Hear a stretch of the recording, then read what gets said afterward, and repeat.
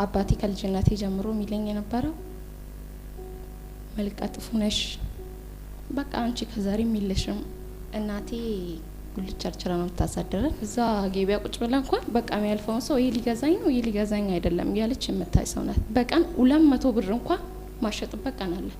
ዛሬ እኮ 50 ብር እንኳን አልሸጥ ተበድሬ እኮ ነው ኢንሹር እንኳን እየሰራውላችሁ ያለሁት። መስቀል እንኳን ያሳለፍነው ቢያንስ ስጋ እንዲመስለን ብለን ቴስቲ ሰው ያጠብሰን ነበር። ከጓደኞቼ ጋር ያለኝ የሚውት ያን አክል በቃ ደስ የሚል አልነበረም። ለኔም ሰጥኝ ቦታ ራሱ አለሊት እንቅልፍም ቢብሉኝ የተንከባለልኩኝ ምናምን ስነስ እናቴ በጉልበቷ ተንበርክካ ምናምን ያለቀሰች ከዛ ነስታይ ምን ሆነሽ ነው እንቅልፍ አልወሰድሽም ምናምን ብላ እንደመሳቅ አደረጋት። ግን በሳቱ አሟት ነበር። አባቴ ወር አጠራቅሞ ምናምን ታከሚ ብሎ ወሰጣት። እሷ እንደዚህ ከምታረግ የወር አስቤዛ ገዝታ አስቀመጠች። የኔ መታከም ምንም ማያደርግልኝ እናንተ በልታችሁ ካደራችሁ እኔ ደህና ሆናለሁ። ከዛን ቆርጦ ለተነሱ ምናምን የሚል ቪዲዮ አይኝ መዘገባለሁ ምናምን ብዬ አሰብኩኝ። ማለት እኔ እንዲሁም ነፃ ነበር የመሰለኝ የምር ነፃ ነበር የመሰለኝ። በቃ ሆነ ቀን ደውዬ ልመዘገብ ነበር ምንድነው የሚያስፈልገው ምናምን ስትለኝ 6000 ብር አለች።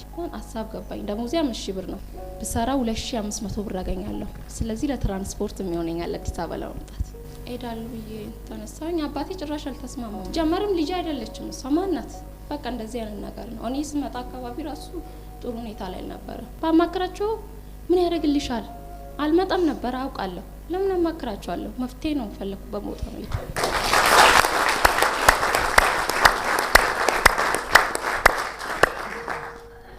እዚህ ሰማታ እጄ ላይ ያለው 900 ብር።